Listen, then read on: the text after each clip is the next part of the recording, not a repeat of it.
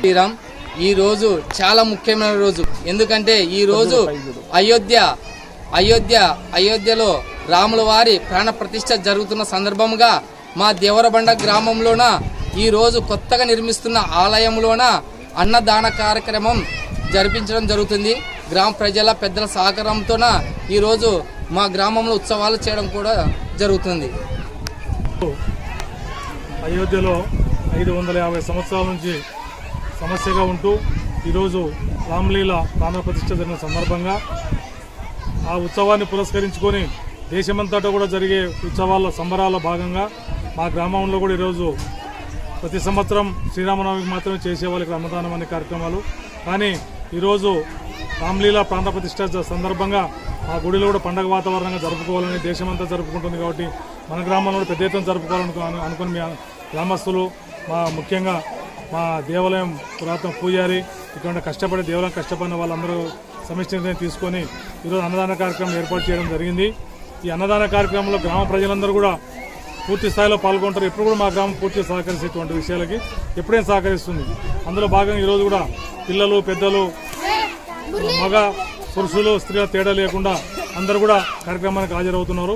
అదేవిధంగా రామాలయం కట్టడము మొదటి నుంచి కూడా అందరికీ తెలిసిందే. అన్ని దేవాలయాలు కడితే చాలా తొందరగా అయితే రామాలయం అనేది చాలా కష్టంతో కూడుకున్నదని ఒక నానుడు ఉంది. అది ఎంతవరకు కరెక్టో మాకు తెలియదు. కానీ మొదట దేవాలయం మొదలు పెట్టాలనుకున్నప్పుడు కూడా అదే మాట మా శ్రీరాముడు కూడా అన్నాను. ఎందుకంటే గతంలో మేము సర్పంచ్గా ఉండేవాళ్ళం. ఇప్పుడు కూడా భగవంతుని దయ వల్ల సర్పంచ్ ఎంపీటీ మా కుటుంబం ఉన్నా అప్పుడు కూడా వచ్చినప్పుడు మామ ఇలా కడదామంటే శ్రీరామ్ చిన్న వయసు ఆలోచన చేసి నిర్ణయం తీసుకోవాలి, గ్రామ ప్రజలు సహకరించాలని మేము ఎంతో అనుకున్నాం. అదేవిధంగా మాకు గణపతి నాయన దగ్గరికి వెళ్ళినట్టు అందరం కూడా ఆ రోజు గణపతి నాయన దగ్గరికి వెళ్తే ఆయన ఆశీర్వాదం, ఆయన యొక్క కృపా కటాక్షాలు మా అందరిపైన పుష్కలంగా ఉండి, ముఖ్యంగా శ్రీరాములు ప్రతి చిన్న విషయాన్ని కూడా ఆయన దగ్గర సలహా పొందడం అనేది ఆనవాయితీగా జరుగుతూ వస్తుంది. అందులో భాగంగా ఆయన దయ వల్లనే, ఆయన ఇచ్చిన మాట ప్రకారమే అసలు ఈ చిన్న వయసులో మొదలుపెట్టిన శ్రీరాములకి ఇంతమంది గ్రామాలు సహకరించి, పార్టీలకు ఖచ్చితంగా మా గ్రామాలు అయితే పక్క గ్రామాల్లో కొంతమంది సహకరించి ఇంత తొందరగా గ్రామాల్లో దేవాలయం నిర్మాణం జరిగిందంటే ఇది చాలా మందికి ఆశ్చర్యకరంగా ఉంది.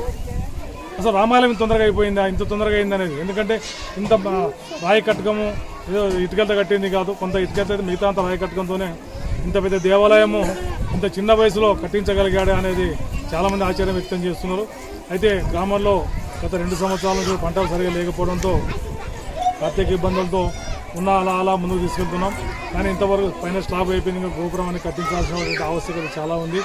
అదేవిధంగా లోపల విగ్రహ ప్రతిష్టలు జరగాల్సిన పరిస్థితి కూడా ఉంది. కాబట్టి దాతలు మీరు వీలైతే ఒకసారి మా దేవాలయాన్ని సందర్శించి ఇక్కడ ఈ చిన్న వయసులో శ్రీరాములకు భగవంతుడు ఇచ్చినటువంటి అవకాశాన్ని కూడా మీరు ఒకసారి చూసి విరివిగా విరాళాలు అందించి ఈ రామాలయ నిర్మాణం పూర్తయ్యేటట్లు కూడా సహకరిస్తారని మా గ్రామస్తులందరి తరఫున కూడా మీకు అందరు కూడా విన్నవించుకుంటున్నాం. అందులో మాకు ఎలాంటి కూడా మీ దేవాలయం సహకరిస్తే మీకు అంతా రుణపడి ఉంటామని తెలియజేస్తున్నాం. ఎందుకంటే ముఖ్యంగా వర్షాధారం గ్రామం ఇది, 2 సంవత్సరాల నుంచి పంటలు లేవు. అదేవిధంగా గ్రామస్తులు కొంతమంది ఇప్పుడే చెప్పాం, సుబ్బరాయుడు అయితేనేమి, రామయ్య అయితేనేమి, శివన్న, రెడ్డి కృష్ణమూర్తి, శేషరెడ్డి ఇలాంటి వాళ్ళు పూర్తి స్థాయిలో దేవాలయానికి ఎలాంటి ఆశలు లేకుండా ఎలాంటి ఇబ్బందులు చెప్తా అదే ఇబ్బందులు ఉన్నాయి. అందుకే ఇబ్బందులు మాట వాస్తవాలు చెప్పిన దాంట్లో 100% వాస్తవం ఉంది.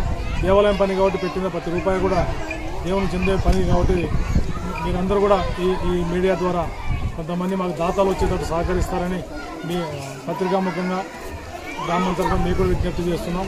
దీనివల్ల మా గ్రామం మంచి జరుగుతుంది, దీనివల్ల ప్రపంచానికి దేశాలకు కూడా మంచి జరుగుతుంది ఆశిస్తూ సెలవు తీసుకుంటున్నాం. జై శ్రీరామ్, జై శ్రీరామ్, జై శ్రీరామ్, జై శ్రీరామ్, జై శ్రీరామ్, జై శ్రీరామ్, జై శ్రీరామ్, జై శ్రీరామ్, జై శ్రీరామ్, జై శ్రీరామ్, జై శ్రీరామ్, జై శ్రీరామ్, జై శ్రీరామ్, జై శ్రీరామ్, జై శ్రీరామ్, శ్రీరామ్, జై శ్రీరామ్, జై శ్రీరామ్, జై శ్రీరామ్, జై శ్రీరామ్.